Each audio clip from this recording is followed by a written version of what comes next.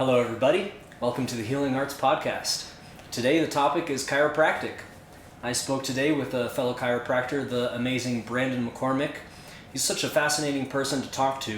Him and I think very similarly in a lot of ways, and I think that is noted. We also maybe think differently in a couple different ways, and I think all of the above was super interesting to explore. It really felt like a genuine exploration to me for both of us. I think we both learned and we both had a fun time on the journey of this dance together. We covered our profession, I think, in a pretty solid way. I'm very happy with how it turned out. We took quite broad strokes at the profession as a whole, so I hope that it's helpful for the general public who maybe doesn't know that much about what chiropractic is. But I think also even chiropractors who know a lot about our profession, who are in the profession, I think they could also benefit from listening to this conversation. That was my attempt, at least, and I think that it was a success. So come along for the journey and tell me what you think in the comments. Thank you very much.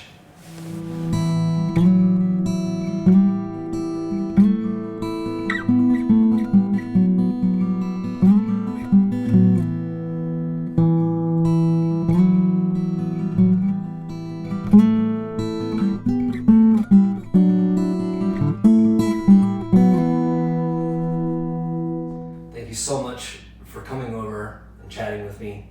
I'm so excited to be recording this one. Yeah. I wanted it to be towards the beginning of the series, but not at the very beginning of the series. I wanted a little warm up first and give a little context first, and Nice, so yeah. I'm very excited to finally be doing this. And I can't imagine a more perfect person to be doing this with. Great friend. I love you so much. I'm so glad to have you in my life. The love goes both ways. Yeah, nice. Good. And we've done a lot of similar training, I think, too, which I think will be a good sort of like commonality, but yeah, we're also different enough that we can, like this. One thing I want to say before I start asking you questions is to give a little framework for kind of what I have in mind for today. Normally I'm just like doing more listening than talking so far, but I think because chiropractic is my profession, I have more that I kind of have in mind to say for this one. Good. So for the people watching and for you and for myself, and so maybe kind of what I have in mind is I have a couple ideas that I would like to sort of express, and then I can maybe get what you think about them. Awesome. And then maybe kind of what your take on it would be, if it's different or if it's the same. Like, I want to hear all that stuff. Cool, I'm excited. So nice. I'm excited. Good. Okay, so maybe first question that I'm totally curious about, because I don't think I've ever asked you this. Maybe I have, but I don't remember if I have, is how did you get into this world? How did you get into chiropractic? What brought you here? Both. My mom. Right? I came into this world through my mom, but then chiropractic because of my mom, funny enough. But it started when I was in high school. I was around a junior, sophomore range, and I was there at football practice, and you got the pads on, you got the helmet, I'm just standing there. And then he had this other guy squaring up to me, right? And it's a hitting drill, so for those who don't know football, I'll describe it some. You just stand there, and this guy runs at you with all of his body, all of his force, like a sprint, like a couple yards, right? And just smacks you. And you just take it, and then like the whole line of guys comes through and does that. You're not going at each other at the same time? You stand while he runs at you. It's silly. It's crazy. Football stuff. That's intense. Yeah, it is. And oddly enough, it was my cousin who came to me, hit me. I got knocked over and like shook it off, got up. I took another hit, and then it realized in my body of like, whoa, something's not right. And what I felt was this sensation of as if my right arm was like on fire. And it, like you can feel the origin was like in my shoulder blade at the base of my neck, and any pressure down was like zing. You call them zingers in football, oddly enough. And so I had that crazy thing going on. And then I tried to continue practice, but I could not bear that sensation. I'll call it pain, right? And so if you can't practice, you can't play. Those were the rules in football.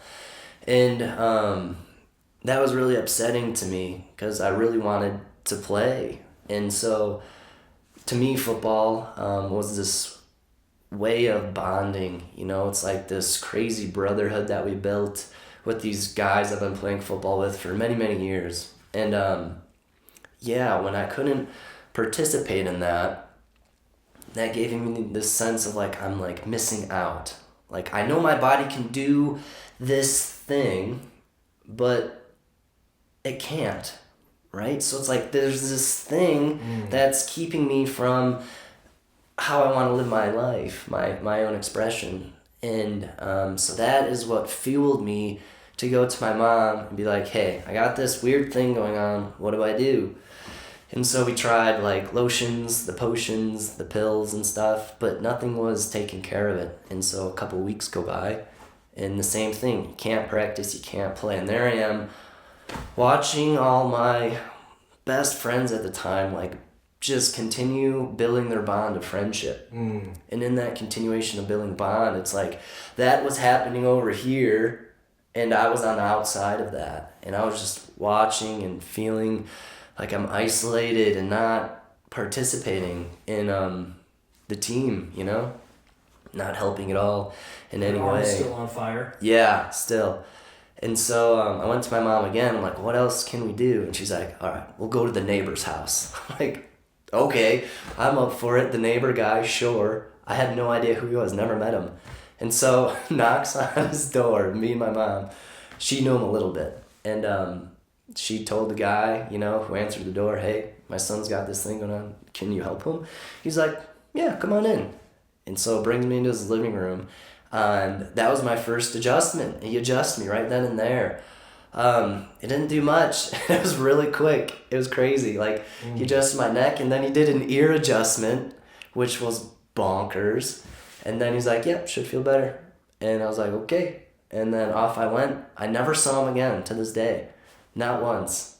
Next day, I felt like me. I was able to do the things I wanted to do. I got back into football, and I was able to play. No way. Yeah, and so that was my introduction to chiropractic, but right after I felt like I was able to do me again, be me again, I forgot about it. And it wasn't until maybe a year later, my anatomy teacher in high school, out of the blue, just like caught me with this question. Hey, Brandon, what do you want to do with the rest of your life? And I'm like, in high school, I'm like, why do you expect me to know, to have my life planned out? And so that was my educated mind thinking. I'm like, I don't know. But then something else spoke as my educated was just turning and trying to come up with some sort of answer. And it just spoke chiropractic. And it like caught me off guard just as the question did. I was like, yeah, chiropractic. And I agreed with what came out. And that was in high school. I was about like junior-ish. And that's how it started. That's how I got into chiropractic. Knew barely anything. And so I'm like, okay, if I got to be a chiropractor, I got to go to school. And so that's why I ended up doing all the school stuff. And that's how I got into it. Awesome. Yeah. This is like a 2, 3, 4 minute adjustment in this dude's living room? Yeah, dude. It's super quick and casual. Wow. Yeah. No appointment? No. You just knocked on the door? My mom did, but I was there, yeah. Wow. Yeah. And just only cervical work? Yeah. Amazing. Amazing. Yep. Wow. All right. And so no regrets, huh? You're happy that you went the way you went? Yeah, no regrets. Ups and downs for sure, but yeah, I was excited to have like this direction, and then looking at it now, super grateful. It's given me so much. Yes. Yes. Yeah. It's interesting to me that your first experience with a chiropractor was so different than how you practice now. Right? Isn't that funny? Because the same thing happened to me. My first exposure to chiropractic was with an upper cervical guy. What's the technique? Atlas orthogonal. Okay. Super for everyone watching. Atlas orthogonal technique is only the guy. Basically, his core technique. He had a couple like ancillary sort of techniques, but his main kind of like the backbone of it was this Atlas orthogonal, and it's just C1, C2, maybe even just C1, and the guy took like 7 different X-rays of my neck, like all kinds of crazy weird angles and super like meticulous, like it was like an engineer came up with this technique, and just very much in this angle and this angle, and yeah, exactly the XYZ and this thing and then that thing, and it took him like an hour to decide what angle and this and that for the adjustment would be, and that was my first adjustment, was like that, and I hung out with him for quite a while because I was very impressed by the results that he was getting with his people. And so I was like, cool, that's what I'm going to do. I'm going to be an Atlas orthogonal guy. Oh, yeah. You know? And now, not at all. Zero, completely opposite. But the door opened in that way. So it's interesting that both you and I, our first exposure was so different than how we practice now. Yeah, that is funny. But maybe that's, so that's, one thing that would be cool to talk about, which is the length of time that chiropractors allot for adjustments. You and I both practice on, relative to the average chiropractor, you and I both practice very long frame adjustments. What my slots are 20 minutes long. That's kind of what I have in my computer system, is like on 20-minute slots. Is that what you do longer than that, or? It depends. It depends. And so I do keep some structure just to have some sort of consistency, but I've noticed that sometimes appointments can go longer and sometimes they can go shorter. Now, I can keep to a steady number, but like that feeling of completion or like what's good for the moment can change in my experience. Yeah, nice, cool. Yeah, I for the longest time I couldn't imagine practicing any other way. Like by any other way, what I mean is on shorter time slots. Because the average chiropractic adjustment, from what I understand, you tell me if you know differently, but from what my understanding, the average adjustment is like 3 minutes long. If you walk into a chiropractor's office, chances are your experience is going to be something like 3 minutes long. And they get good results, that's fine, otherwise they wouldn't be in business anymore, right? So they get good results, good enough to stay in business. But I don't know, I never felt like that really was nice for me. I always wanted to do longer. And now what I'm doing is half and half. I joined a team, WOW Family Chiropractic, World of Wellness Family Chiropractic. Yeah, that's right. And I never expected to like it as much as I like it, first of all, because those are on 3 minute slots, roughly, more or less 3 minute slots. And the original conversation, whenever I found out that that's what it was like, my initial reaction was not only no, but heck no. Like, no, I'm not going to do it. Sure. But because I realized that actually, okay, here's the proposal. The proposal isn't for you to shut down your own thing and join us full time. The proposal is half and half. So I was like, all right, that's cool. Let's give it a try and see how it goes. And holy shit, like, not only I'm getting comfortable with that sort of shorter length of time, but I'm so amazed at the feedback that I get from people who say, this thing that I came in with is completely better, or mostly better, or we're going in the right direction, or whatever. I'm like, obviously, I mean, why am I surprised, I guess, because so many people practice that way, but I was still struck. I still was struck at how powerful these short time frame adjustments can be. Yeah. And if I was only doing that, the answer would still be no. But because I can still do my half and half, like this morning, Fridays and Saturdays, so this morning I'm doing my long frame, and so it's like, all right, cool. I can still do my thing the way I kind of envision it, and then I can also go back into the, Wednesdays and Thursdays and do the short frame, and I'm like, damn, that's crazy how much it still works. Yeah. But even still, to me, the long term stuff is the long time frame stuff is still kind of, I don't know, the gold standard. Even though I seem to get similar results with both.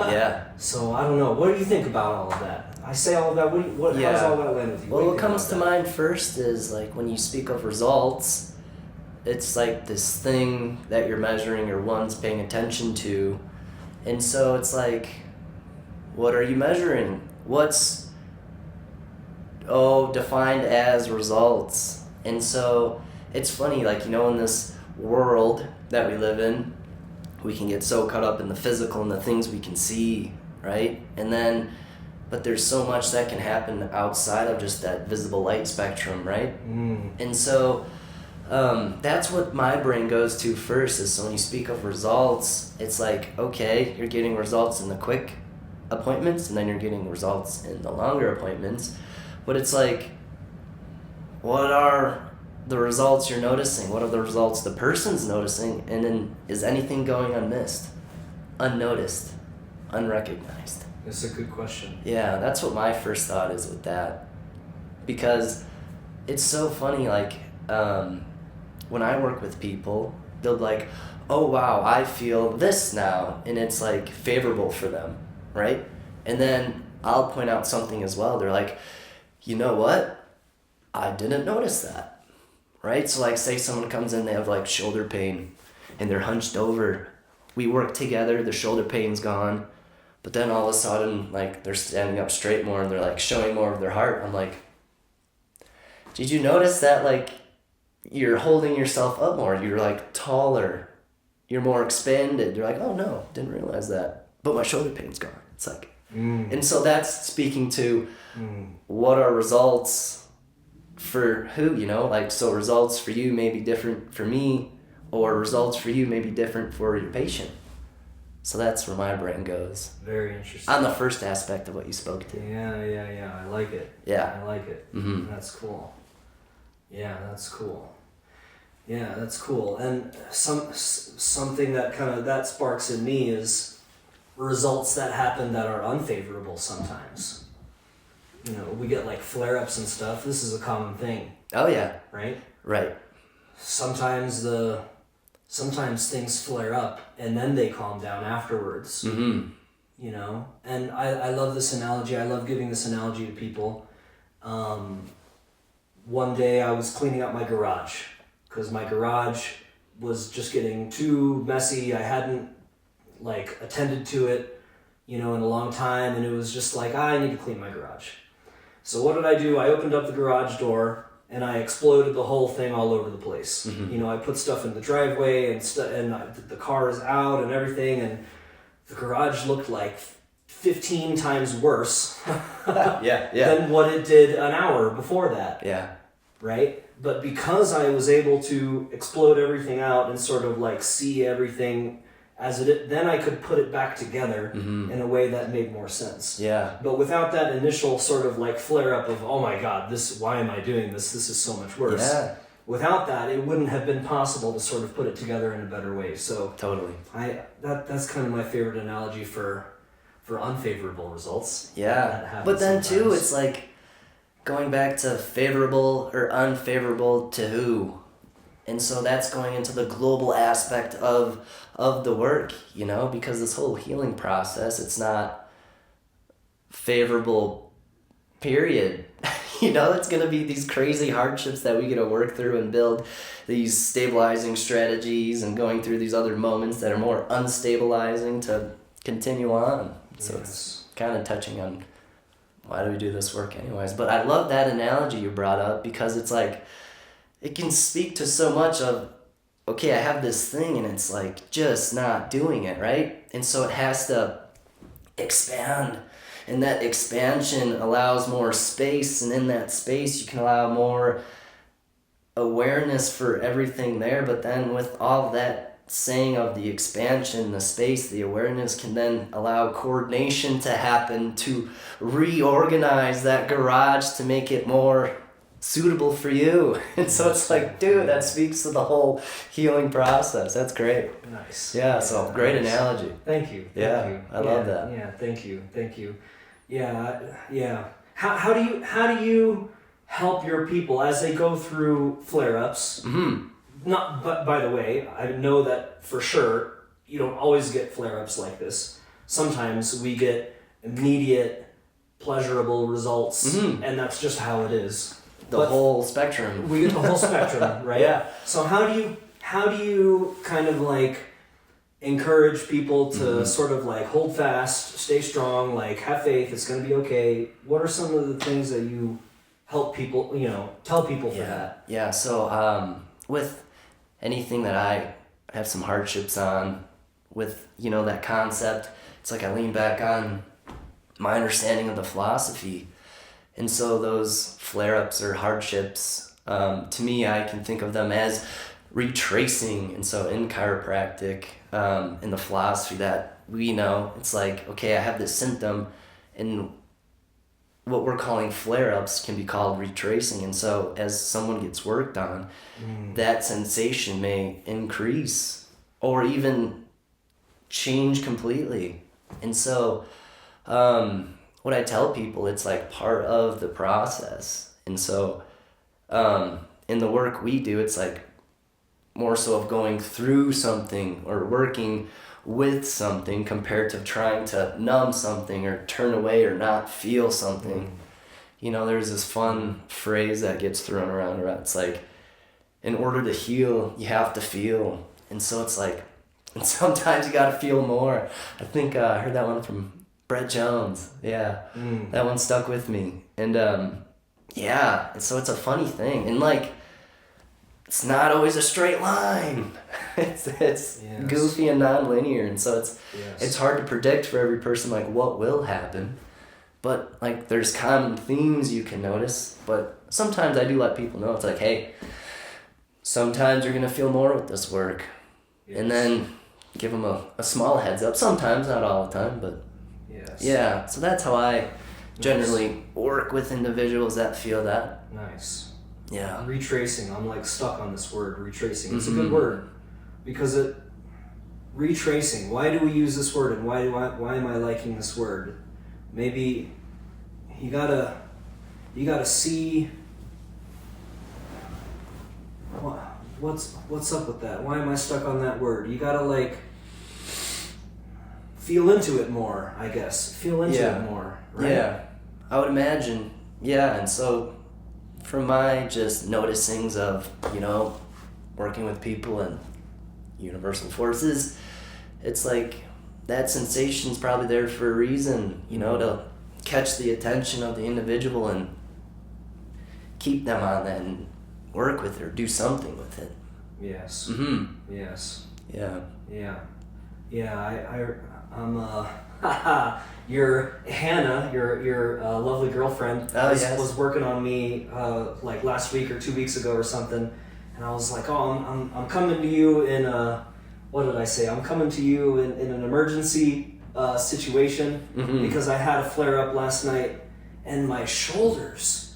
I never have shoulder pain, ever. I never have shoulder problems. Yeah. And like 2 weeks ago, I wake up in the middle of the night at like 2 a.m. and my fucking shoulders, dude, were just like aching. Yeah. I'm like, what the hell? Why do my shoulders hurt? What's going on? I tried to like rearrange my position and this and that, and nothing helped. I was just in pain all night long. Nothing happened the day before.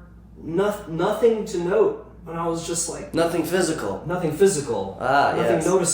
Right. Nothing in the visible light spectrum, as he said. Yeah.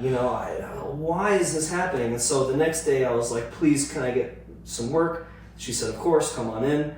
I don't know what's going on, but this is what happened. And one thing she said that really stood out to me, she was like, maybe, it's just to remind you that you got shoulders. Yeah. It's like, nice. Nice. And she worked on me. It was a beautiful adjustment, as it always is. And that was it. I slept perfectly fine that night. I haven't had anything come up since, but that stuck with me. Maybe you just need to be reminded that you got shoulders. Yeah. So maybe something like that, like retrace, I don't know, something. Yeah, I mean, I think that's fascinating. So he didn't have any physical moment that could elicit such things.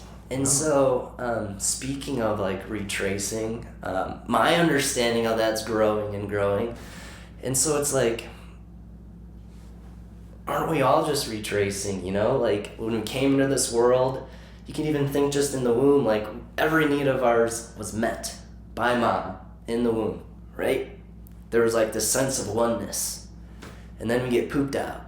Holy cow, what a trip. And then all of a sudden we have this awareness of being separate, right? And so this journey of being separate to then continue our life, to then going back into oneness, is that not all just retracing?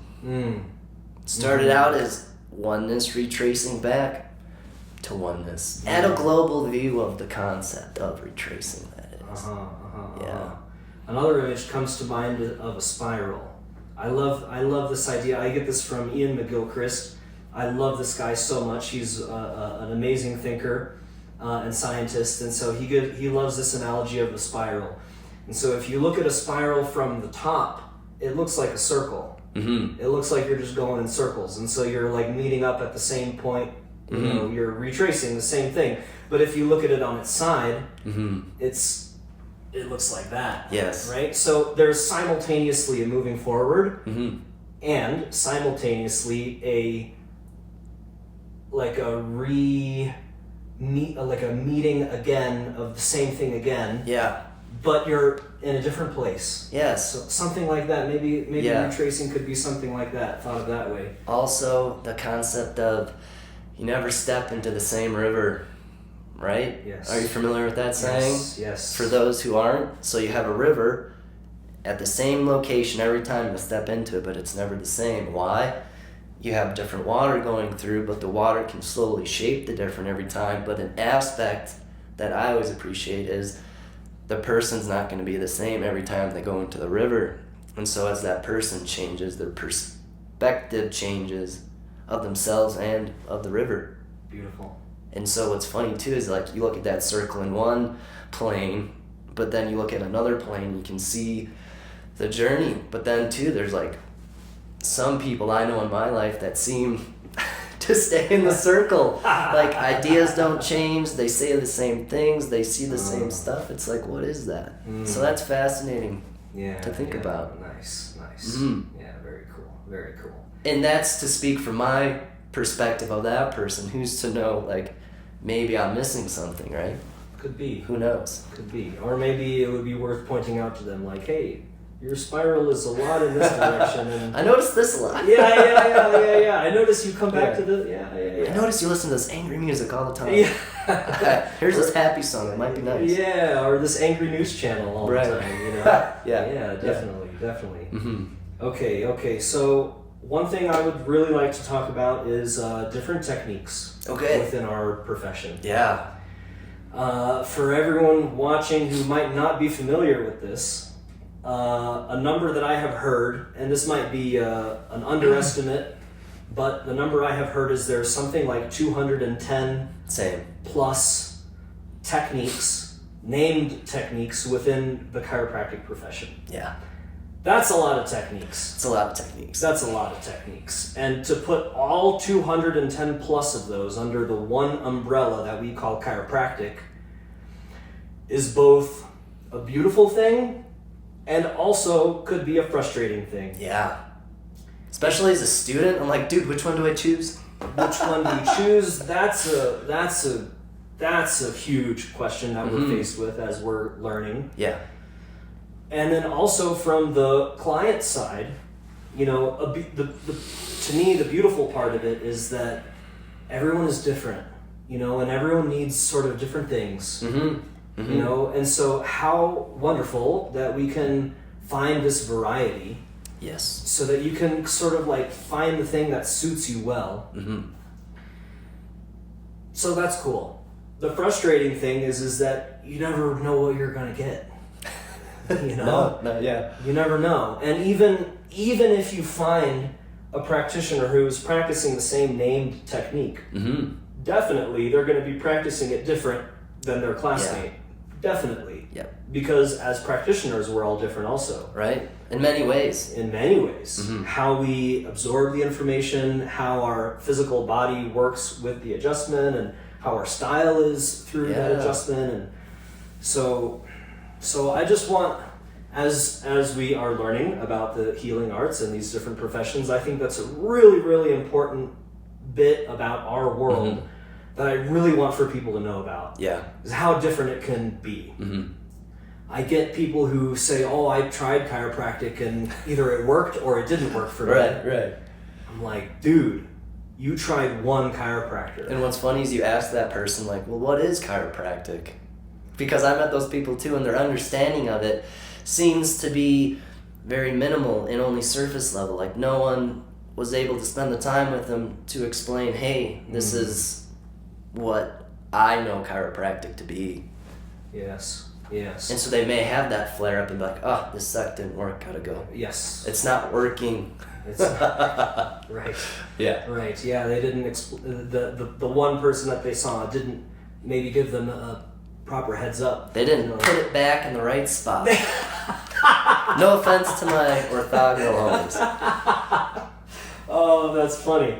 Oh, that's definitely something that I would like to talk about. Oh, me too. Yeah. Something that went out, and I'm gonna put it back in for you. Yeah.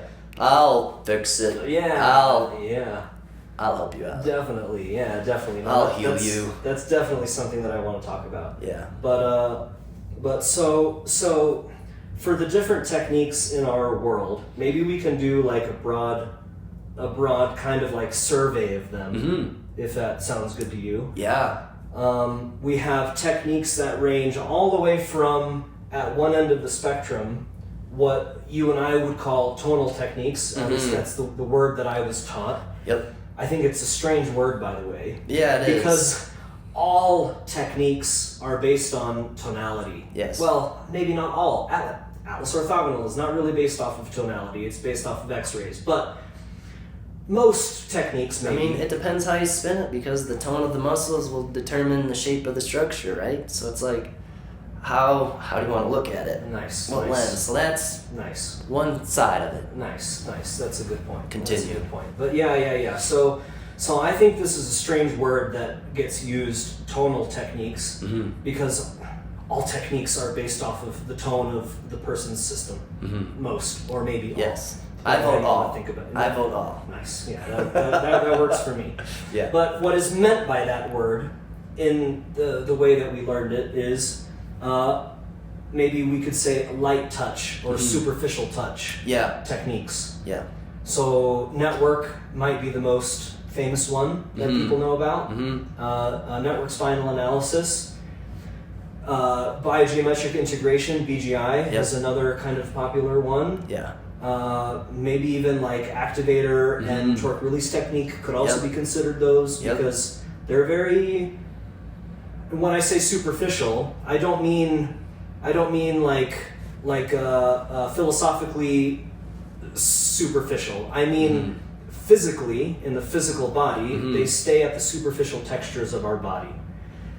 And the benefit of those light force techniques is actually, with interacting with those superficial layers, a lot of benefit can be had. Absolutely, yeah. So, and I remember this Atlas orthogonal guy, he had a t-shirt in his office that he would sell, and it was of a skeleton, and the skeleton was doing like this in a funny little pose, and the caption underneath it said, "Just say no to crack." Yeah. Because this guy like refused to do high velocity adjustments that would cause capitations, that would cause noises coming out of people's systems. Yeah, it wasn't about the bone farts. It wasn't about the bone farts to him, exactly. Yeah. Exactly. And so, that's fine. He got wonderful results, and he has a great practice, and he was voted best in Orlando and for many years, and the whole thing. Nice. So, it's fine. It's fine. So we have that on one end of the spectrum, very, very light force techniques. And then we have a whole spectrum worth of technique, and then on the other end of it, we have like, let's call them high velocity or like more deeper techniques that interact with the deeper tissues of our bodies. Yeah. what most people would associate with chiropractic, you know, where you get these like big quick moves that make the bone farts. So, and then everything in between. The stuff on TikTok.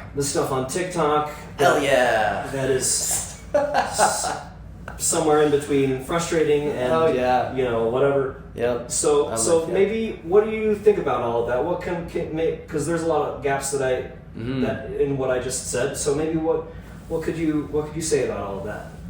Yeah, you know, my first thoughts about that, it's like, okay, we have this chiropractic thing and all these techniques blossomed. Why? Why are there so many techniques? Why are some only doing light forces while some only do big forces or heavy forces or traditional forces, whatever you want to call it? And even though, like, sometimes those big forces don't even get bone farts, right? Depending on the person. Yes. And so that's where my brain goes. And for me, I was dancing with that question in school a lot. And that question actually played a big role into my own chiropractic artistry. But what's interesting too about all these other techniques, it's like, what was the developer of that technique tapping into? You know? And so it's really funny. It's like, so you got Donnie with network spinal, or some phraseology, forgive me for not having the correct current label for that, but like, what was he listening to that paved the way for that to be a thing? It's like, with this light force touch, he was able to communicate with the body's innate to apply a force that was constructive to allow reorganization for the healing process to go on, to go forth. And so it's fascinating. And then too, it's like, that same thing happens with the big forces. So it's like, why do both work? And then sometimes, is it an insult to do a light force where a big force should be, or is it an insult to do a big force where a light force should have happened? And so that's a good question. Yeah, and so I think ultimately it's us that really brought out all the techniques. It's our technology, our ancient wisdom in this meat sack we get to run around in can be communicated in very different force octaves, in a sense, you know? And so in these force octaves can talk to us in different ways. And for my studies and, you know, some of the ancient medicines and Ayurvedic stuff, they talk about, and especially from John Martinez, he'll speak about the different types of touch. And so there's light touch, medium touch, heavy touch. Heavy touch can be more sedative, light touch can be more activating. And these were talked about thousands of years ago. So it's interesting. It's interesting that even now it's like, it's kind of being uncovered in a sense, or holding true based on all these different techniques that are developing. But what's funny too, it's like with all these different techniques, it's almost like they all have a different perspective of the person. And so like, for example, you have like SOT, sacral occipital technique. And so their main focus is occiput, sacrum. They do way more than that, of course, but it's like, you get what I'm getting at? Yes. You're picking up what I'm putting down? It's like, what are they focusing on? What are they looking at? Or like, there's some techniques that will only work with soft tissues. Yes. You know? So it's like, wow, crazy. Yes. And how interesting that different sort of like priorities, different points of focus, someone can come at it with a completely different frame of reference as me, and yet they can still help a person. How funny. Like the guy who cosmically hilarious. It is cosmically hilarious. That's exactly right. It is.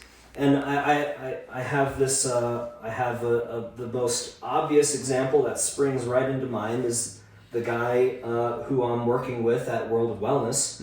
I love John Davis. What an amazing healer, what an amazing chiropractor, and he's built this amazing thing.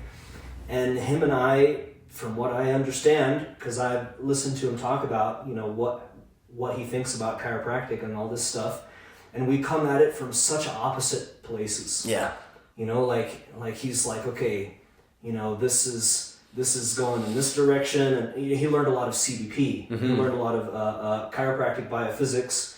It's very much, it was developed literally by an engineer, Mm-hmm. you know, who saw the body as a machine. Yeah. You know, and he's like, okay, well, if the machine is sort of like out in this spot, well, then let's like sort of like mirror it back into place and Mm-hmm. back into place, right? And we can sort of like boom, boom, boom, and get that motion going, and with the motion going and with this sort of like balance, then the body's going to work better. Mm-hmm. And I don't think about any of that stuff. Yeah. Yeah. You know? Yeah. Like I, to me, there's too many differences between a human organism and a machine that the analogy doesn't work for me. I don't like that analogy. You know, we're too different from machines. So, you know, I'm like, the way I'm looking at it is more like how John explains it, or like how Arno would explain it. You know, it's like you deliver an input, Mm-hmm. and the body takes that and reorganizes itself, and you know, or what, something like that, and I could be putting a force into the, like, in the direction opposite of what an X-ray would tell you to do. Mm-hmm. Yeah. And then the recoil of that, I don't know. So, but what my point there is that he gets great results, Mm-hmm. and I get great results. Yeah. Even though we're thinking almost in opposite ways. Mm-hmm. Right. And I think that's cool. Yeah. I think that's cool. I think it's fascinating too to think about. It is fascinating. It's like, why? Why does that happen? What? It's a good question. Why do they both work? Yeah. There's a story I want to share, and then something I want to speak to what we're saying right now. It's like, so you have these two people doing this different thing from a different perspective, but it's like, okay, the thinking may be opposite, but it's like, where's the force coming from? Who's originating this force, you know? And so it's like, it's not always like what you're doing, but like who is doing it? Who is doing it? And that was always preached to me by my chiropractic teachers, which that could be a very long conversation in itself. But I had this doctor I studied under in school. He was a staff doc, Dr. Wallace. What a character. What a character. And he told me this story. He's like, yeah, there's this guy down in Florida, and based on his listings, he would do the opposite. And so he was doing his own experiments. So say it's like, to put it vaguely, Atlas has gone to the right. Normally in chiropractic school, we'd be taught, okay, if Atlas is right, we push it to the left, right? And so this guy was like, Atlas is right, we're going to go with it and make it go more right. It's like, oh, and he was getting great results. But then he got arrested for experimental chiropractic because that's not what was taught to him. Arrested or fined or whatever. Got in trouble. He got in trouble some way, somehow. But interesting concept too, right? Yes. He did opposite of the so-called listing, and yet results happened. Wasn't there a saying, what?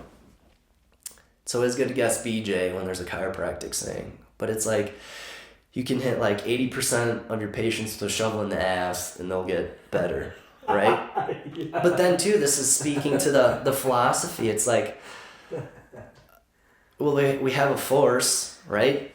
All of us will apply a constructive force, and then the body makes it constructive to aid on the healing process. And so it's super interesting thinking of like the triune, intelligence, force, and matter, and how this all plays a role. So it's almost like our job's to apply a force that would be most convenient for the system to make it more constructive rather than destructive.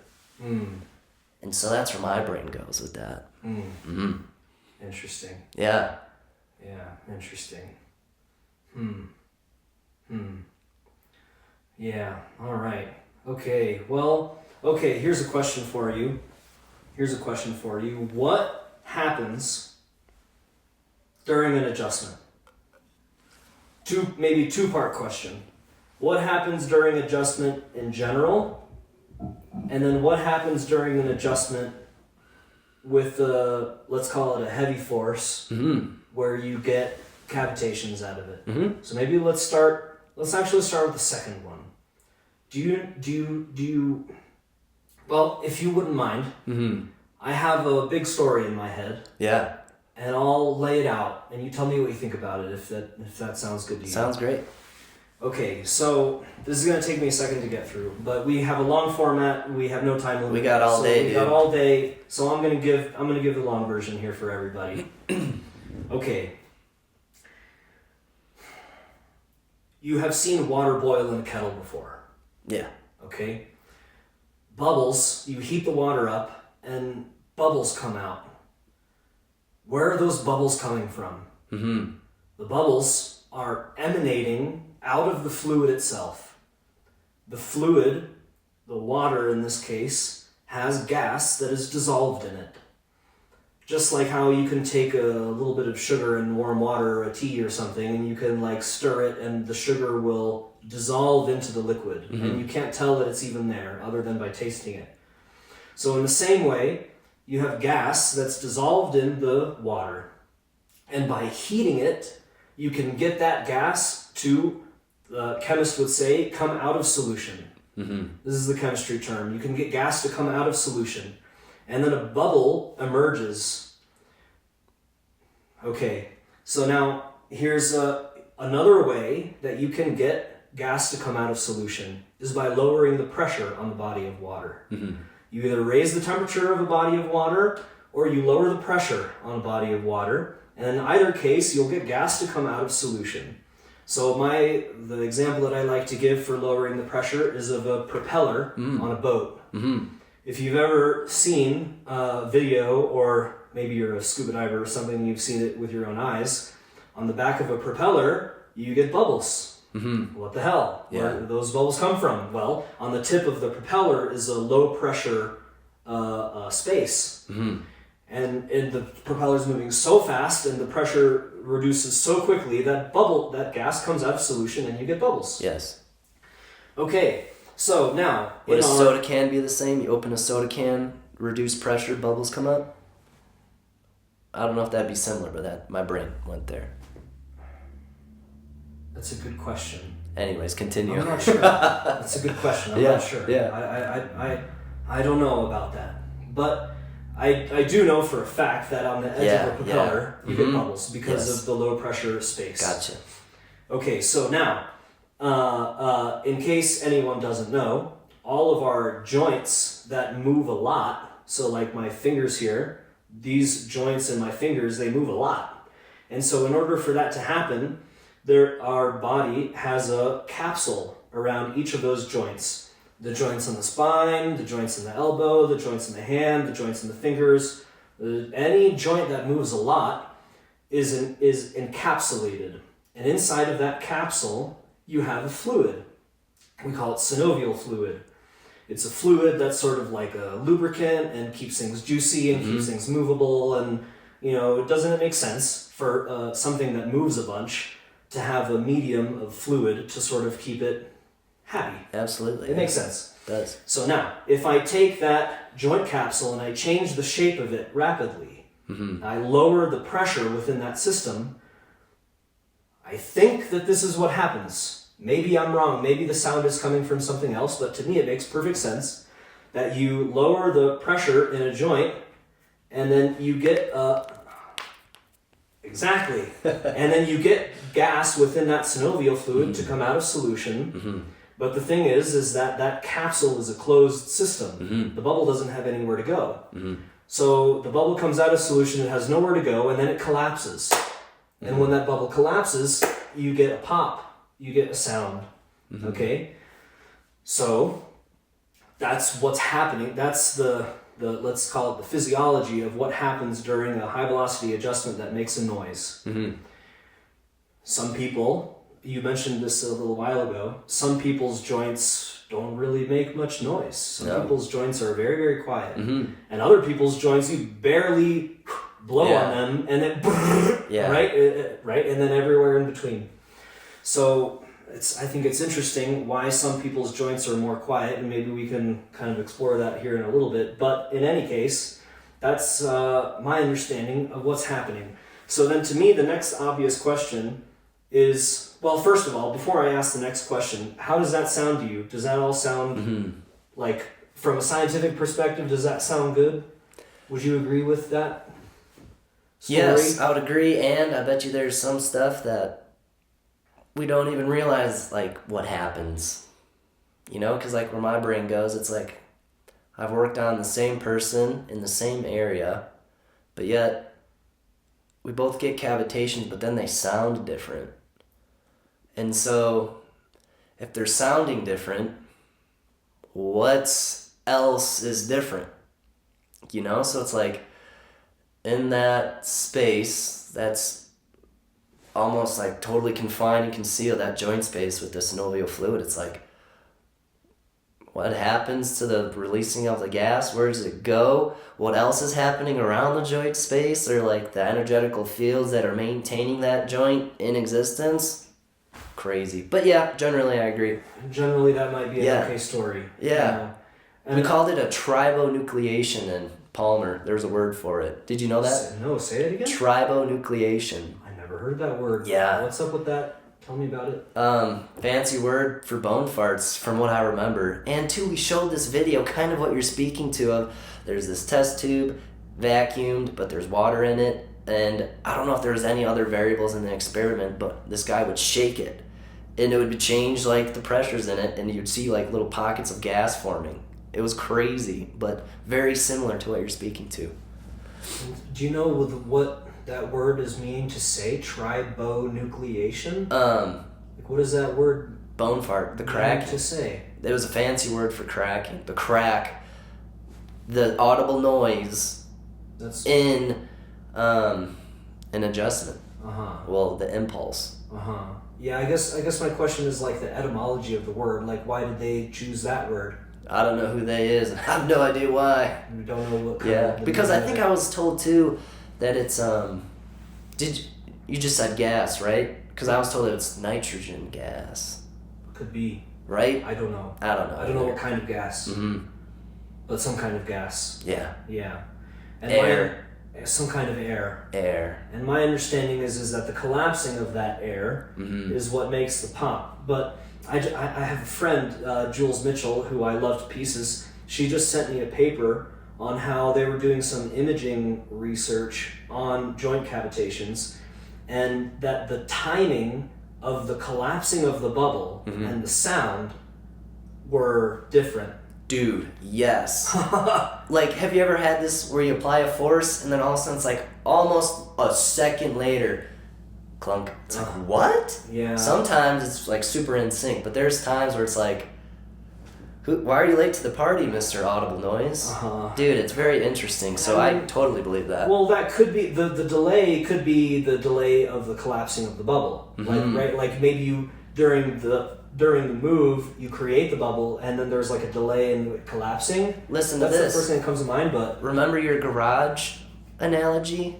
And how you had to take everything out to create space? Yes. When we apply a force, this bubble's created, which is space, which is air. How crazy is that to think about? That is an interesting thought. Right? That's an interesting thought. Yeah. Cool. Yeah. Yeah. That is interesting. But yeah, this paper was saying, because the story that I just laid out is that the sound is correlated with the collapse of the bubble. Not the creation of the bubble, but the collapse of the bubble. And this study is saying that maybe those things are not, like, the sound is happening at a different time than that collapse. So I don't know.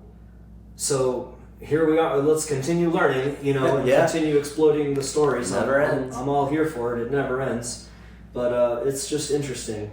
So okay, so after that story, however accurate that story may be, I don't know how accurate it is. To me, it kind of makes sense, but maybe there are some things about it that are missing. But in any case, to me, the next question should be, what's the point? Like, okay, is it a party trick? Is it a party trick that you can make a joint make noise? Like, what's the point of us doing that? Yeah. Right? And so, for me, the answer that exists in my mind for now is that you're good. The cavitation or the noise, whatever is causing it, is not the primary concern. That's not the point. Hence bone fart. Yeah. Just a bone fart. Who cares? Yeah, who cares? Exactly. To me, that's actually a side effect of what my primary objective is. And my primary objective is something like introducing motion, introducing a force application, introducing motion into someone's body, introducing an energy into someone's body. And then whether or not the bone joint farts or not, I don't really care. Right. It turns out, I wish I had these studies. I've only heard about it from someone, so I don't even know if this is true. But I have heard a long time ago that there was some imaging studies of the nervous system during an adjustment, like spinal cord or something like this. There was some kind of imaging that was done during an adjustment, and whenever you do a high velocity move and whoop-ah, and then boom, an adjustment, that the spinal cord and all of the nerves that are going into it lit up like a Christmas tree. Oh wow.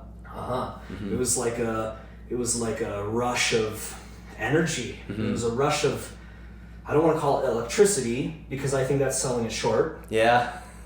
But an explosion of something, an explosion of energy, an explosion of something that made the spinal cord and nervous system light up on this image. Yeah. And so that's more the concern, and whether or not it makes a noise, I don't really care that much. Right.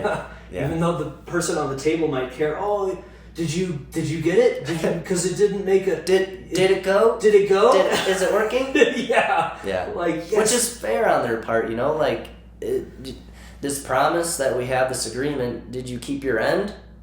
And I think it goes back to how we communicate chiropractic. So it's like, I'm always going back to that. Like, yeah, what I was trying to do did happen. Sometimes there's not a bone fart, but no worries. No worries. Yeah. It moved nicely. That's usually kind of the answer I pull out of my back pocket. Yeah. It's like, yes, it did work. The motion, the textural motion felt good to me. Yeah. And that's what I care about. Yeah. You know, the force was received in a beautiful way. Yes. Sometimes I'll say that. Yeah, of like, nice. well received. Yes. Nice. Nice. Yeah. Cool. Good.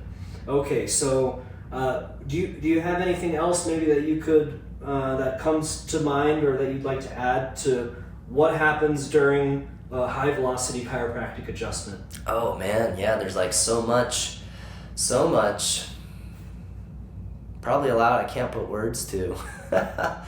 But you know what happens during an adjustment with a big force, the high velocity, low amplitude.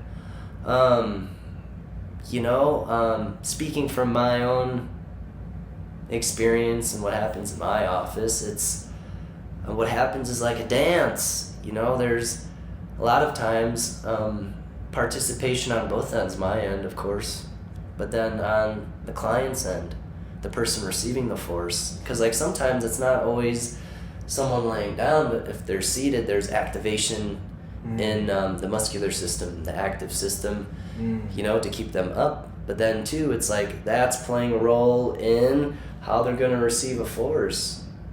And so just on that, it's like, well, what happens when somebody dances? What do you mean? It's like I said before, there's my rhythm, your rhythm, and then the rhythm of us dancing. And to speak to like what all happens during that, tough. But some general things I can think of is there's like a syncing up, a coherence between me and them. between the client and I. And there's this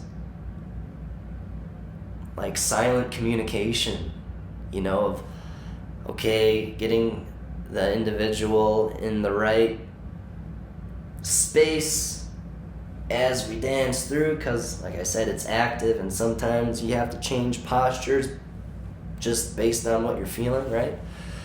And there's so much that happens actually before that aspect of the force application, but then to speak to what's actually happening during the force application, on my end, it's like almost nothing. Like that moment when the force goes, it's like you black out for a second. And it's just like, there's this anticipation, there's this building of like, oh, nothing. And then all of a sudden it all comes back, and then you get to work with whatever just happened. And so it's like, hard. It's hard to describe. But, yeah. I think that's all I can say for now. Yeah. That's all I got. That's so, I love so much how, at least one thing that stands out to me about what you just said is nothing happens during that moment, you know? Yeah, it's like nothing and everything. Nothing and everything. That's the craziest thing. That's just the craziest shit I ever heard anyone ever say. Nuts. Yeah, it is nuts. But dude, think about it when you receive the force, like me being client and someone's working on me, applying a force to my system, it's like, I always try to break down that moment when the force is applied. It's like, that is the craziest thing. And it's like what happened? What just went on? And then some people will say, after they get adjusted, what happened? Wait, what? It's like this, it's like everything just goes silent for like that small moment of time, if we want to measure it in a sense. It's like, what? It's crazy. Especially too when you get someone that can hold such a space for you when they're working on you. It's like nuts. Because I'm sure we've had our adjustments that were, but then we've had our adjustments that were like, whoa, yeah, right? Yes. And going back to not what's being done, but who's doing it, I think plays a big role in that. I agree with that for sure. I agree with that for sure. Yeah. A quote from Arno is, one of my favorite quotes from him is, who you are as a human precedes who you are as a chiropractor. Oh, yeah. Right? Like who is it that's doing the work, right? And I'm reminded, what comes to mind with that is, you know, like healers who don't even touch you. You know, like I imagine if, to the extent that Jesus Christ was a real human being, you know, and he did his healing on the leper, whatever it is, to the extent that that's a historically accurate thing, you know, he didn't have to give someone a medicine, he didn't do a move with a tool, like he didn't do it. No, it was just who he was, transmitted some kind of coherence. I don't know, to have that syncing up happen that you described. I don't know. It's interesting. It's interesting. Well, Mada, or Mad Love, as John would say. Love that nickname. But you said something interesting, and you phrased it as the work just now in what you just spoke. So it's like, to you, what is the work, and how does chiropractic intermingle with that? Yeah, that's a question. What is the work? The work is listening and following in a direction of coherence. If I had to summarize it, that's kind of the summary that comes to mind right now. Yeah, It's like a listening and following in the direction of coherence, of like a balance. Yeah. Like a balancing act. And sometimes that's on a very small scale that we do, like very sort of like micro sort of moves, and but then sometimes it's like big moves that happen, and all of that under that same umbrella of like towards like harmony, something like that. Yeah. That's how I would answer that. What about you? How would you answer that? What is the work?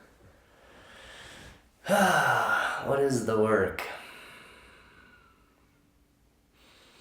You know, to keep in the chiropractic terms, because that's just my vocabulary now, it's like, well, if I deem sickness as a deviation from innate tone, I would say the work is coming back home to innate tone. I would call that the work. And going back to tonal, that can be looked at many very levels, not just, this meat sack, but yes, all of me. yes. All of this fun term I've learned is in all of my relations. So in every aspect. Yep. Nice. Yeah. Nice. Yeah, I asked. That reminds me of something. When we were both getting adjusted by John last weekend or whenever it was. I asked. I think this was after. Maybe it was after you left, or were you still there? I asked him. I was like, John, did you always know that you wanted to be a body worker? And his answer was, I'm not a body worker. I'm not a body worker. I knew he would say that. I wasn't there. Yeah, no, that was his answer. He was like, what the hell are you talking about, right. basically? Yeah, I agree with him. And the reason why he said what he said, it was a half joke, but the reason why he said that, he explained it to me. He said, what do you even mean by body? Like, I'm not a physical worker. I'm like a worker of all of these different levels, all of the relations, like you said. Yeah. And I was like, that's a cool answer. I'm still curious if you always knew. Yeah, right. I didn't really quite get an answer to that, but that's fine. I love your answer anyway. Yeah. It's wonderful. Come on, bro, work with me. You know what I mean? Yeah. You know what I mean?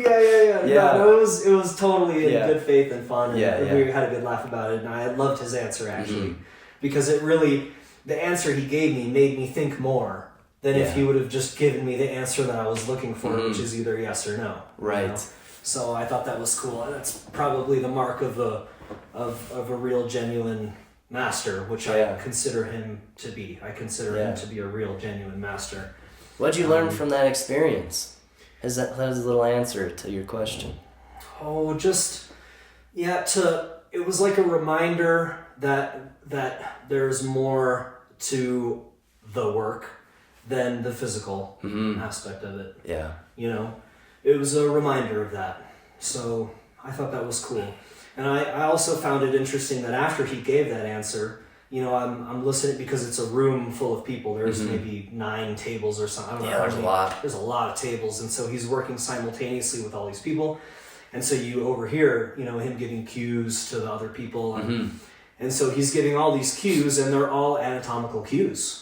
Yeah. Physical anatomical cues, like, tilt the pelvis this way and bring the shoulders this way and, lean in this direction. And it's like everything that he's saying is relating to the physical body. Yeah, totally. So I thought that was funny. He's like, I'm not a physical body worker. And by the way, tilt your pelvis this way and, move the shoulder in this direction. So I thought that was funny because we can't, even though as true as that is, which it's completely true that he's maybe more of like a spirit worker, but he hasn't forgotten that we still live here. Yeah. Right? Right. That's the problem that I find a lot of sort of like people who are all into the energy work. Maybe sometimes they forget a little bit that you still live here. You still live in your body. Right, if you forget that, then that's probably not a good idea. So he's, he's just such a beautiful balance of bringing all of that together and bringing all of that into coherence, all of the above, all of the relations, like you said. So, Can I speak to that? Please. And so when I hear I'm not a body worker, I'm like, yes, heck yeah, hell yeah, brother.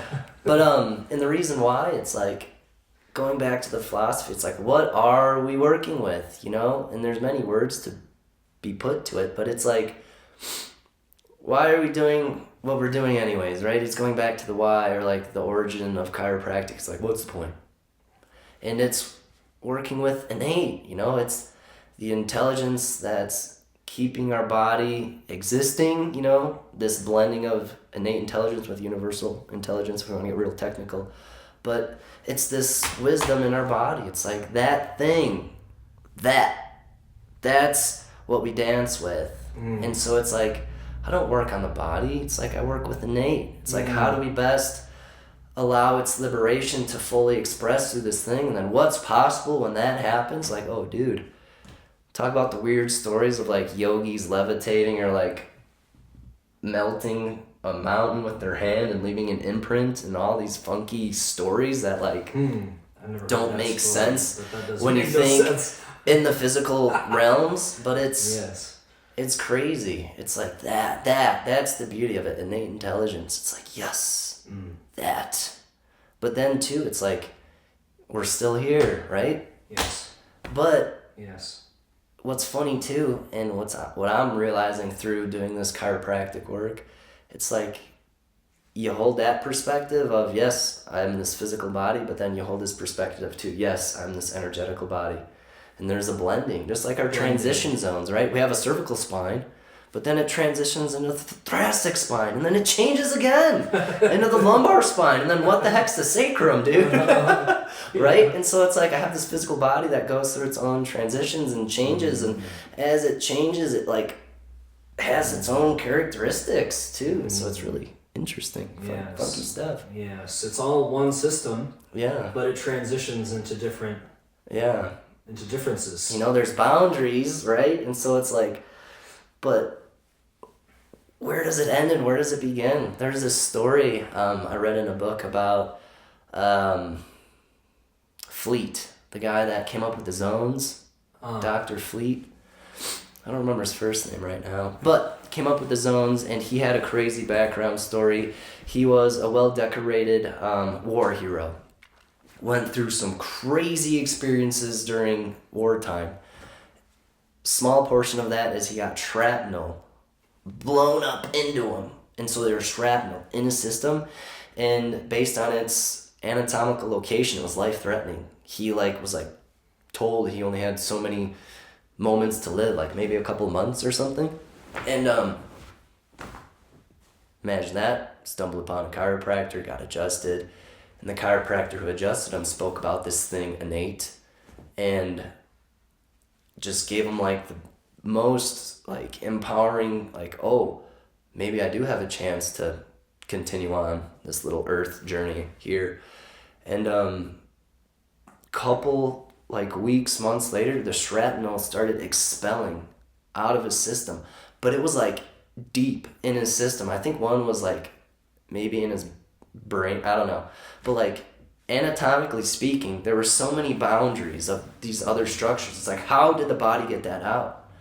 And it's like, we're not taught on the how or the specific ways, but if we think, going back to this like deductive principle of like, there's this universal intelligence in all things, and it constantly gives to those things, maintaining them in existence and giving them properties, and then that, you know, the thing that created the universe, this universal intelligence, is in us. We call it innate intelligence. So it's like, who's to say it can't do a thing? You know, it's like wild. And so it's funny too, it's like so much of my journey has been unlearning a lot of stuff from chiropractic school of like, I was taught that can't happen. Or like, you have this sensation that I never heard of. Sorry, I can't help you. It's like, no, nonsense. Yes. Yeah. Yes. But I don't know where I was going with that, but I really wanted to say it. I love it. Yeah, cool. I love it. This is in a totally different direction. Yeah. But it's been floating in my mind for the last couple of moments, so I'm just going to say it. I learned a thing recently, something like 2 weeks ago. I just learned this. And I was a little bit upset that it took me this long to learn. I feel like I should have learned this in week 1 of chiropractic school, but I just now learned it from reading a physics paper. The reason I was reading a physics paper is because my friend Jules Mitchell, who I just mentioned a little while ago, she is the one who sent me this thing about the implosion of the bubbles during the cavitation being at a different time as the sound. And so that kind of made me start doing a little bit of reading. I did some Google searches, whatever. I came upon this physics paper. And the physics paper said, this was written by an engineer, not by a health person, not by a healthcare professional. This was written by an engineer who studies cavitations to actually clean mechanical equipment. Oh. Because turns out that that imploding cavitations are very good cleaning mechanisms for mechanical equipment. Okay, had no idea. How interesting. So something that really stood out to me in that paper is that whenever you have a collapsing of a cavitation bubble, a photon of light is emitted. Mm-hmm. What? Yeah. A photon of light emitted from a collapsing of a bubble? Crazy. What the hell is that? Yeah. What? So, to me, how I translated that is that... And this is in the machine they're this noticing? This is an engineer wrote this. A light. Yes. Nuts. An engineer found this out. Mm-hmm. And he called it sonoluminescence. So light coming from sound. Yeah. And the sound is generated from the collapsing of the bubble. So I'm translating that in my mind as chiropractic adjustments literally release light from your joint spaces. Yeah. I've heard that kind of stuff metaphorically in chiropractic school. Yeah. But this guy is saying, no, it's literal. Literally, light is emitted, light is released from this phenomenon. How cool. Yeah. Shouldn't that have been taught week 1, dude? Yeah. What the heck? And 2, it's like, what's that term we use when, we need to get adjusted? Subluxation? Yes. What, you can break that down as like less light? Yes. Yes. And so that's funny too to think about. It is funny to think about, isn't it? Yeah. Yes, this subluxation. And my understanding is that is the way that most kind of like new school chiropractors use that word, less light, because sub and then lux meaning light. Right. But I think that that's actually a false etymology. I think what it is, the original intention of that word is that it's less than a luxation. And a luxation means a displacement of the joint, a dislocation of the joint. A luxation is another word for a dislocation. Yeah. So it's not quite a dislocation, but it's like a little bit less than a dislocation. But how fun. What a coincidence. That we can kind of like, just change where we break up that word and have it mean, this thing less light. So yeah, someone else pointed that out to me. I think Matthew Allen, he pointed it out to me. He was like, yeah, subluxation, dude. He wrote on my post, oh, subluxation. Yeah, that's right. So I was like, so does that mean that with a chiropractic adjustment, we create hyperluxations? That's kind of a fun idea, right? I was kind of proud of that one. Yeah, that's a fun concept. We create hyperluxations. As in more light. Yeah, exactly. Mm-hmm. According to this physics paper, apparently that's what we do. We create more light. Literally. Yeah. I just think that's a fun thing. Yeah, it is. It's a fun thing. So maybe the cavitation phenomenon is actually a small part of it, or not a part of it, or maybe that is the only part of it, because of high velocity chiropractic work. But because I've heard also that like whenever you stretch a fascia really quickly, that it can create a cracking. Yeah. As that fascia moves, so like fascial clicks. I think that's what that's called. So maybe some of our work is actually more fascial clicks instead of cavitations. But in any case, whatever. Yeah. Yeah, interesting. But yeah, this question of what happens during body work, so if I can kind of like expand it a little further. Yeah, keep going. Rather than just like what happens during a high velocity chiropractic adjustment, what happens during body work in general? Like that's a question that has really obsessed me. I don't do body work. Yeah, I don't do body work. Right. Yeah. So so that we can kind of have a common definition. Yeah. When I say body, what I mean is the physical body, the energetic body, the spiritual body, the body of humanity as a whole. In other words, a very large conception of what is a body. Body work, innate work, same thing. Exactly. Gotcha. So whenever I use the word body work, what I mean to say, John, is love it. A very broad stroke definition of what is body and what is work. Sure. So words are important, but the meaning of the words too. That's good. I like that. Yes. Yeah, thanks for elaborating. You're welcome. Thank you for listening to it.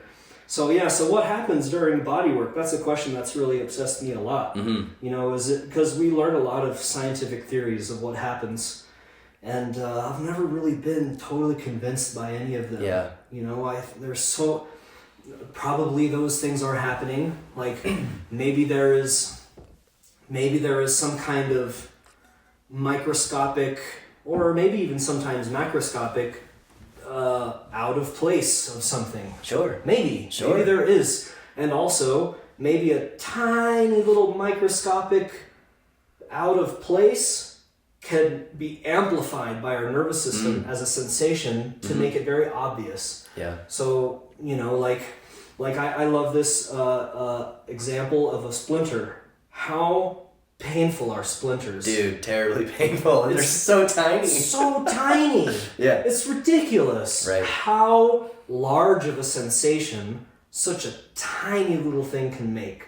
And so maybe in an SI joint, maybe there's just the tiniest bit of sort of like stuckness, or, you know, and then maybe just that tiny little bit of readjustment can relieve that sensation, just like taking a tiny splinter out can relieve that huge sensation. Yeah. Maybe. I won't discount it. Maybe it is, I'm very fond of the sort of more Heidi Havik functional neurology take on things, which is like a proprioceptive reset. Yeah. I'm a big fan of that story. You know, I like that too. I think that's fascinating how it changes the central nervous system. Yes. Whoa. Yes. So it's like maybe you're not even changing the location of a joint relative to the next joint, but maybe you're resetting the nervous system, and that reset of the nervous system is what you get your favorable results from. You know, maybe I like that story. You know, maybe there are some kind of like chemical markers that get decreased because of whatever kind of like interaction of something, and like the hormones change, and those hormones changing can decrease the pain sensations that you want to go away or something, or, you know, or maybe there's like a stuckness in a joint because of an injury, or maybe because you have like an emotional avoidance, like, oh no, I'm scared to move this shoulder because my shoulder is unstable, is a story I tell myself, and so I don't really want it, and so because I avoid it, now it's like getting locked down, or because of an injury, maybe it's getting locked down, I don't use it, it's getting more locked down, now it's frozen, you know, or maybe I'm white knuckling through my whole life, and I'm like this, and you know, and then the tissues get stuck and tissues get frozen, and then some body work kind of like loosens that up a little bit, and then by loosening it up and introducing some motion into it, you know, maybe that's what's alleviating the symptoms that you want to go away, you know. Or at a super meta level.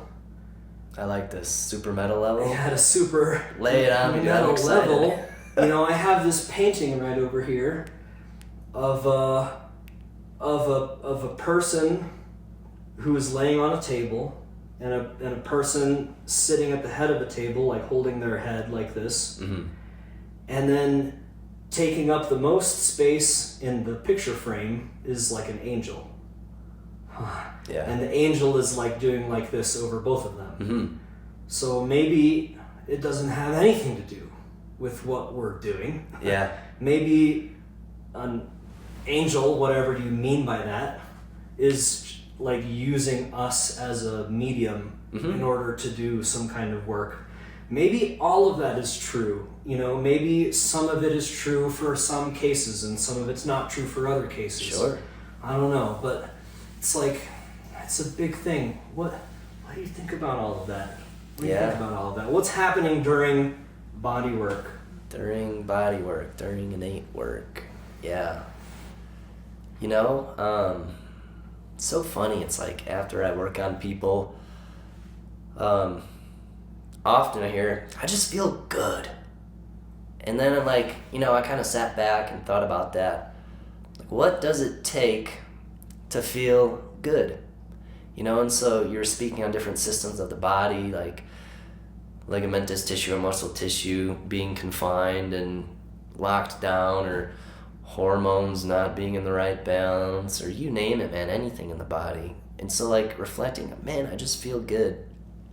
To me, what comes to mind is coordination. And so it's not just like things happening, but things, better or less phraseology here, dancing with one another. And so it's like things just aren't happening randomly, but things are happening purposefully with one another.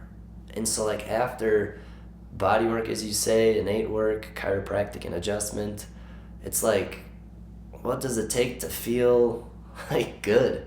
You know, it's like so much. There's so much going on. Like, what's it take to be alive? You know, like, it's nuts.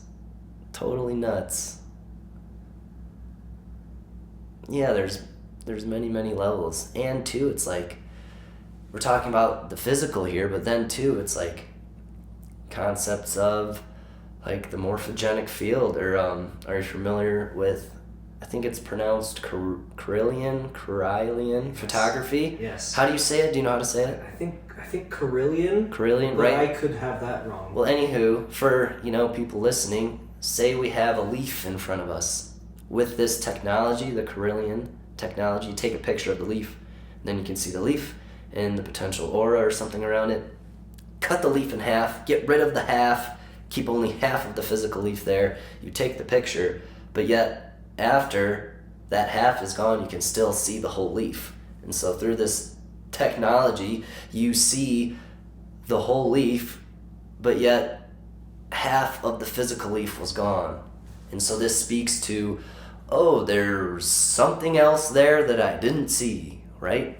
And so my understanding is like there's this force, this thing that was allowing the leaf to be, right? And so when I think of the physical, I think of densified energy, right? It's stepped down into its heavy form, very particle-like, right? Compared to a particle wave, it's more particle.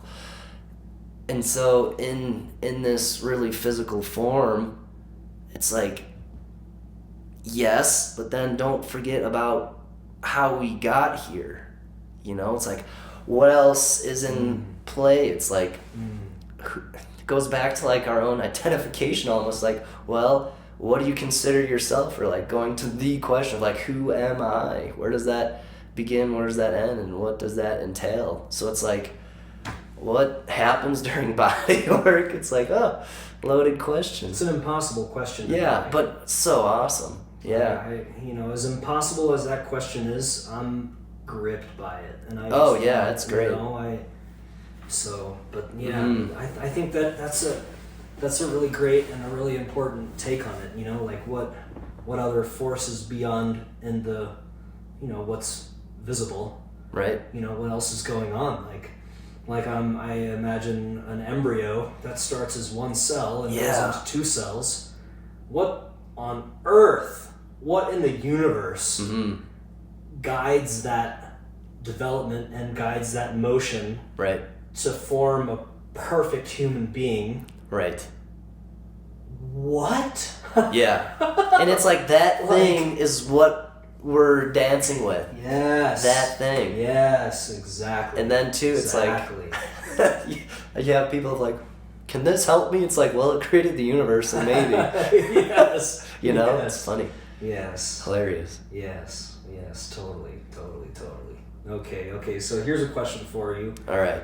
Whenever you're working on people, what is it that you look for? What is it that you, like, what guides your work? You have indicators that are explicit, or is nothing explicit? Is everything because I know you're a very intuitive guy whenever you work. Is there anything that's explicit, or is it all intuitive? Anyway, go ahead. What guides your work? Yeah, what guides my work? You know, I could say it in one word, innate, right? But I'll expand on that. And so it's like, okay, innate.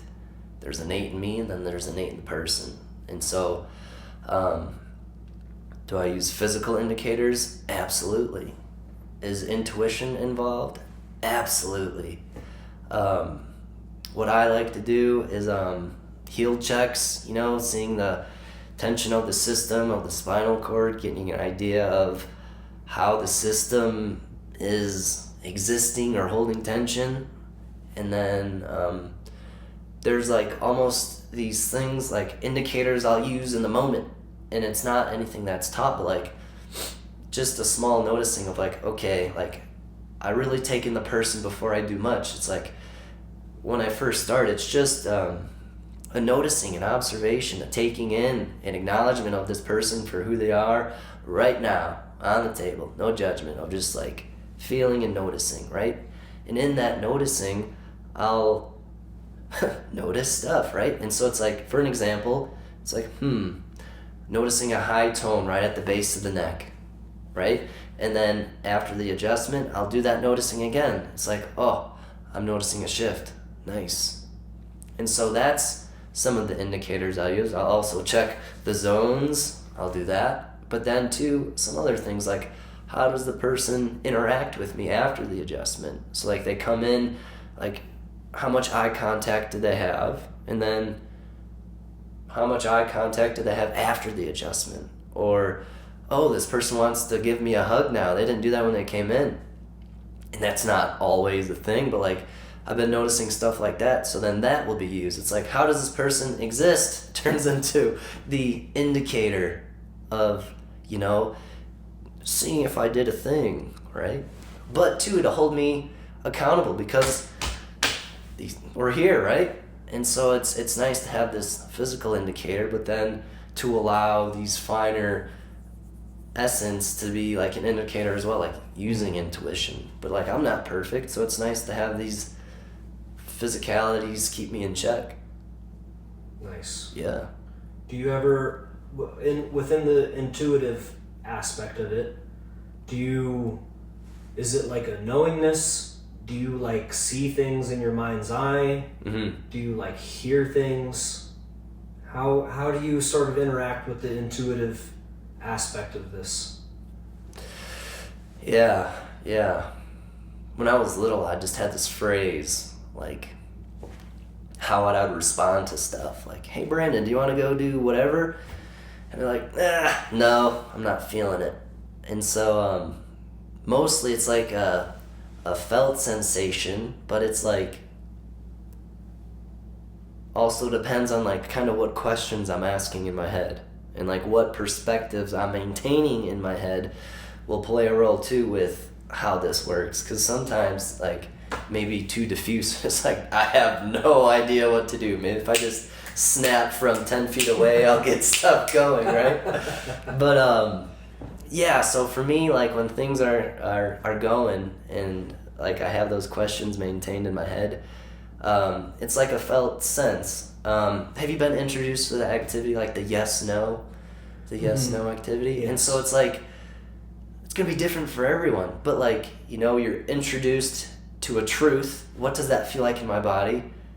And then you're introduced to falsehood, and like, what does that feel like? And so for me, I'll use that a lot as my intuitive guide or my internal compass to lead me, right?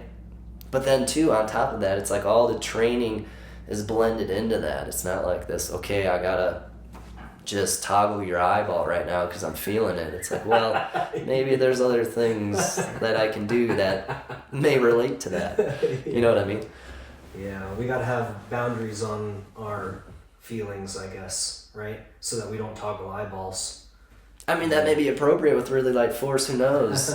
But yeah, you know, just like maintaining multiple perspectives and not relying all on just one thing is how I roll, at least. Yeah, nice. Mm-hmm. Nice.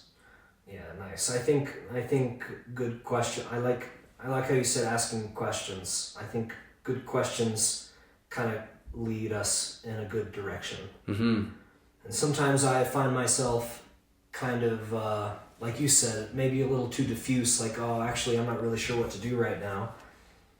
And yeah, I don't know, maybe a good, well-directed question can help that. Yeah. Yeah? Does that sound good? Totally, yeah. Yep. I think I was told by one of my teachers, it's like, the depths of the questions you ask determine the depth of the experience you have. It's like, whoa, that one really stuck with me. Nice. Mm-hmm. Nice. And every day it's like, what am I doing? Yes. Yeah. Yes. That kind of keeps you in check, like, oh yeah. Yeah. Okay, so here's another question. Could you tell us some stories of a person or some people who you have worked with that the follow-up was notable somehow? Mm-hmm. Success stories, if you want to call it that. Success stories, But I kind of don't want to use that word, just... yeah. Experiences that are notable with people that spring to mind that you'd like to share with people. Yeah.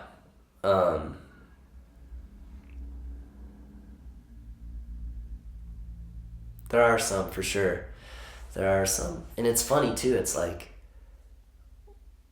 you'll have these, like, amazing dissipation of symptoms, and then in some people, it's like, dude, I feel the same. But then on my end, it's like, bro, your tone totally changed. Like, are you sure? It's hilarious. So it goes back, it's like, John told me this one. It's like, something along the lines of this. It's like, what's the point of like getting rid of symptoms if there's no freedom of innate? And that one struck me too, because we can get so caught up in like, do you feel better? Is that gone? Is this gone? Are you not feeling anymore? Is that gone? But like, dude, this work we do is incredible. As we were talking about, it's related to this force that created the universe. And so it's like, when that gets going and nothing's in the way, great things happen. And so, for example, it's like, there's this one kid, he had autism, and he wasn't even on the schedule. He just come along with the family, and one day he just like laid down on the table. And I'm like, oh, do you want me to adjust you? And the parents were like, yeah, we think he wants to get adjusted. Is that okay? And I was like, yeah, of course. Of course. And I had an input in the thoracic spine, and then he like got up, and then he just started doing this. He put his hands together, and he started like bowing or like praying as in like a gesture of like, thank you. And I was just blown away by that. One, I don't know what he meant by it, and I could put my own story to it, of course, but it was like tapping into like this intuitive, like it just felt like this acknowledgement of like, whoa, right on. And so that one was crazy because he didn't tell me anything, right? Nothing was going on or nothing hurting, or the parents didn't say much. And yeah, it was a beautiful, beautiful moment. And I love that. Yeah. Another one, and so I was doing a deep like pelvic floor hold, like kind of like on sacrotuberous ligament. And so applying, it was a heavy force, but it was over a long period of time. Like it was a solid hold. And then all of a sudden, like the individual's like, dude, I can breathe better when you do that. And it's just like, man, like, what is that? What does that mean? Like, I can breathe more. I can take in more of this thing that allows me to stay here, that keeps my physicality energized and going. And it's like, man. And so it can be brushed off as, oh, you can breathe better. Sweet, cool. But it's like, dude, what is that? Like, nuts, you know? And then I had this, like, super strange case. This kid was in his early 20s, and I think he had back pain. Look at me, such a good clinician. But what really caught my attention was like his demeanor, and so like he was kind of disengaged socially, you know, hunched over, and he had this tremor. And most mornings he would wake up and puke because he had such a wild panic attack, right? was like, whoa. And so after we talked about the back pain, I'm like, well, what else is going on in the system, right? Because it's, as we know, all connected, more than we probably know. But, and so anywho, kid has a little back pain, has these panic attacks, has this tremor, would puke most mornings because it was like, crazy sensations, right? And I think he got checked maybe like 3 times. And he came back one of the times, he's like, so I don't know what you did, but I have a couple things to tell you. And usually that's like, oh, is your neck sore from getting adjusted? And it wasn't that at all. He told me he randomly lost 20 pounds, right? It's like, whoa, okay. That's not what I was expecting you were going to say. Lost 20 pounds. What? He got accused of being on Xanax at work because I was like, bro, you seem like super calm. Are you on Xanax? He's like, no, I'm not actually, right? And so that tremor went away, and then that week he only like puked maybe 2 mornings out of most mornings, and he got checked like 3 times. So it's like, what happens when that life force innate is liberated? And it's like, dude, nuts. And then too, you can have, my low back still hurts, right? Yes. So it's like, is that something that I missed, or is that something you still have to feel? Oh, yeah. That's a tough question. Yeah, it is. It is. Yes. It is. And that's something that I sit with. I don't like, you have to feel that. That's not what I do. But right. But, right. You know, it's like, why is that there in the first place? Why do we have those experiences anyways with this perspective in mind of like, you have this intelligence in your body that's amazing, right? Like, we can't even fully understand how great it is. And for it to have you experience such a thing, it's like, dude, why? And so, like, how deep does that go? And, like, what's the origin of that sensation? It's like, whoa. It's such an impossible question. Yeah. Yeah. But yet, we get to work with innate in some way and influence that stuff. Who came up with this? DD, thanks, man. I guess so. Yeah. Or something. And how great, too, of, like, having that concept of such a statement of universal intelligence, like, as I said, created all things, gives to all things, maintains all things, giving them their properties, right?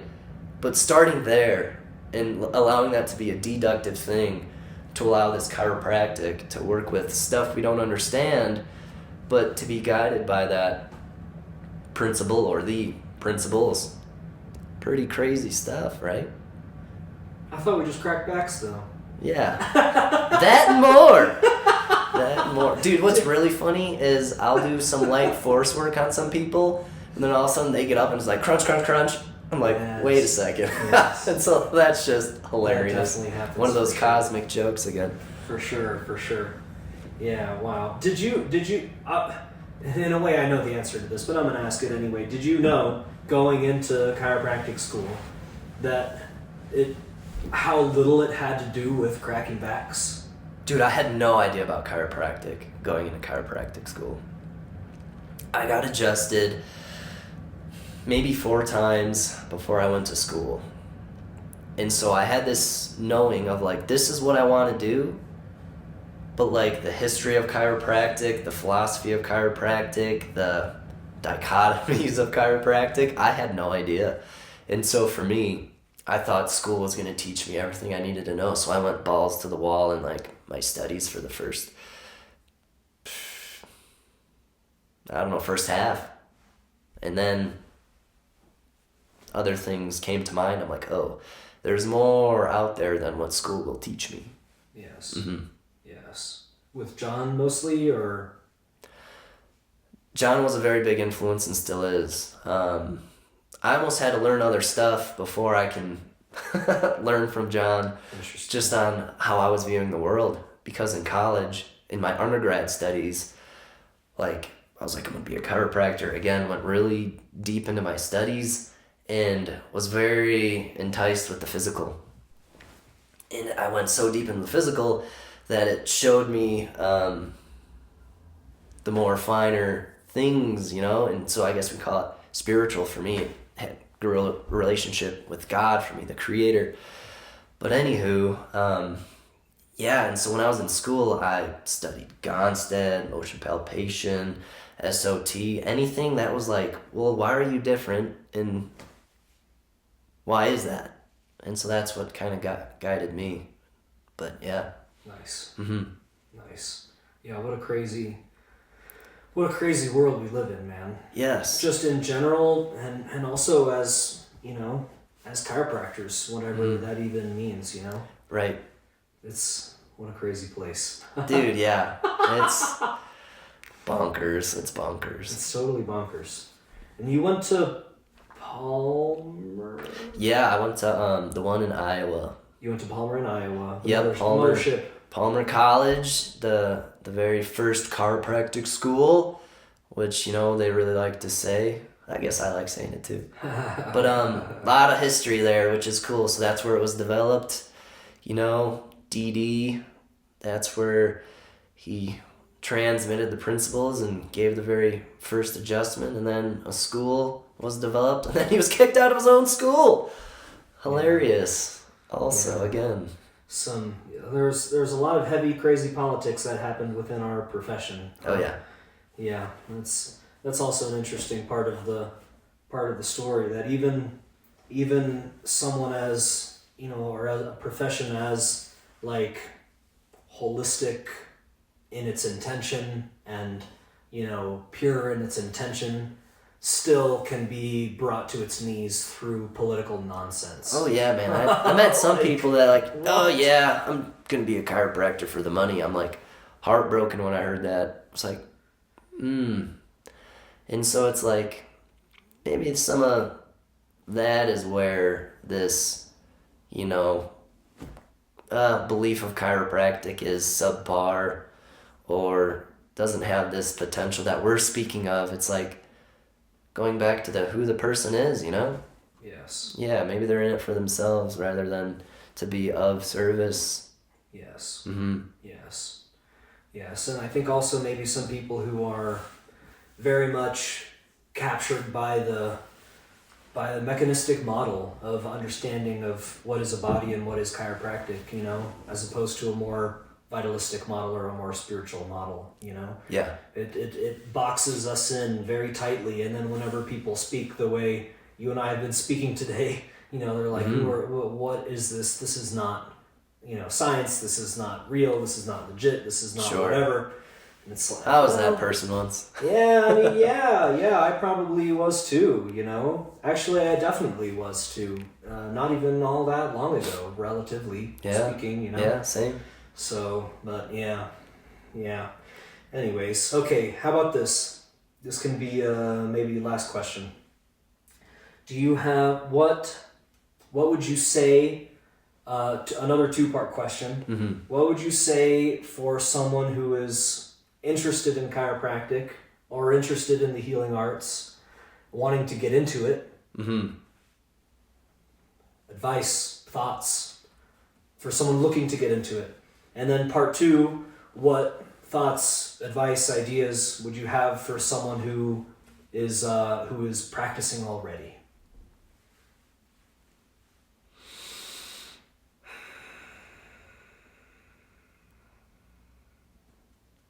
Hit me with that first question again, so I'm on par. Yeah.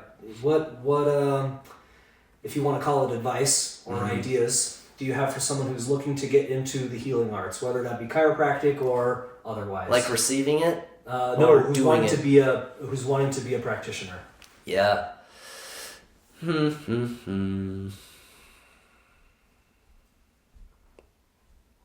Yeah, there's like a lot that comes up, but it's like, how do I say it?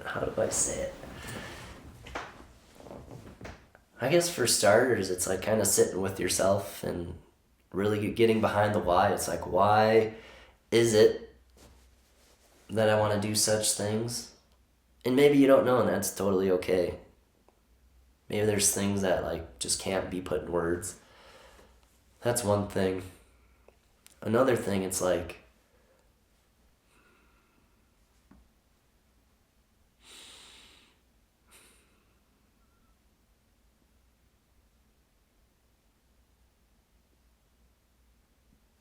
Yeah, see, I'm tapping into that thing. It's so hard to say. What advice would I give to people wanting to get into the... Why do you want to get into it is a good question. Yeah, right. That's a really good question. And I love that it's not even advice. It's ask yourself this question. Why do you want to get into this? That's a good one. Mm-hmm.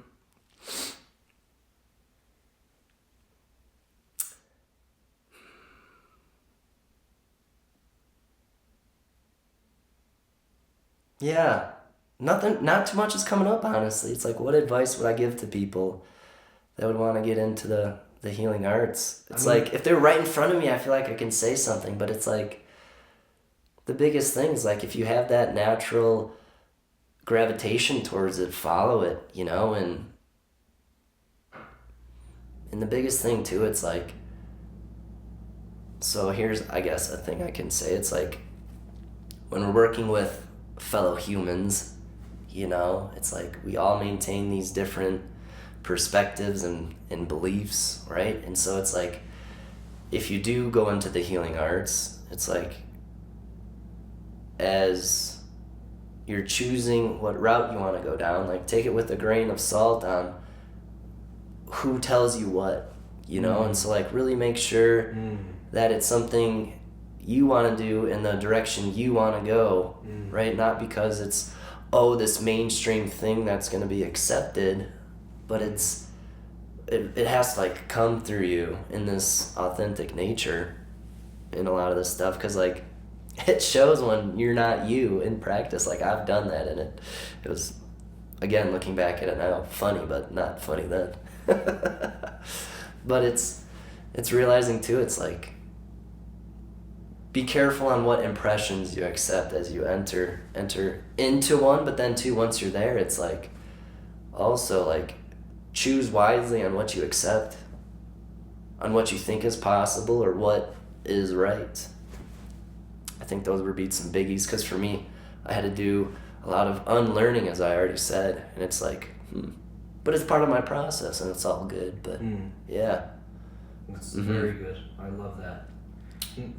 Would something different come to mind, come for if someone who has already maybe gone through school and they're like establishing a practice or have already established a practice, would something else come to mind for someone in such a position?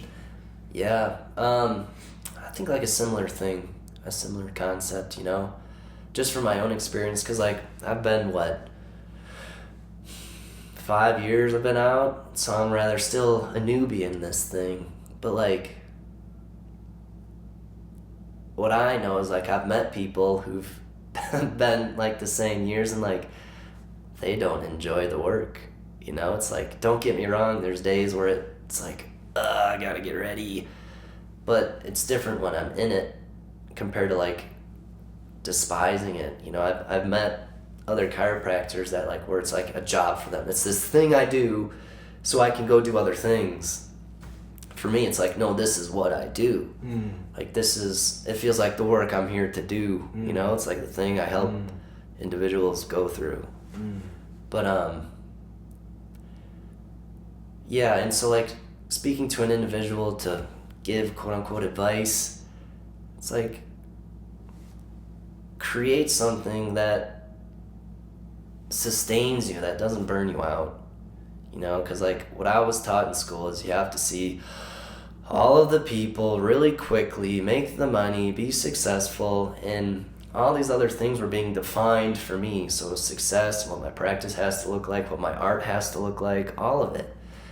It's like the time frame I have to work had to be like defined for me, and slowly but surely it's like, I'm like, nope, I can work on somebody this long and it's okay, right? Or like, nope, I can address someone like this and it's okay. And so, yeah, I would say do your best to make it your thing and not someone else's thing that they told you or something you have accepted. Yeah, that would be the biggest thing, I would imagine. Beautiful. But what do I know? I think a lot. It's like nothing and a lot at the same time, nothing right? and a lot at the same time is exactly right. Yeah, cool. Thank you very much, Brandon. I appreciate you very much. I'm so grateful to have you in my life again, and I look forward to the rest of our journeys. Yeah, mad love. It was an honor. Thank you. Thank you. Bye bye, everybody.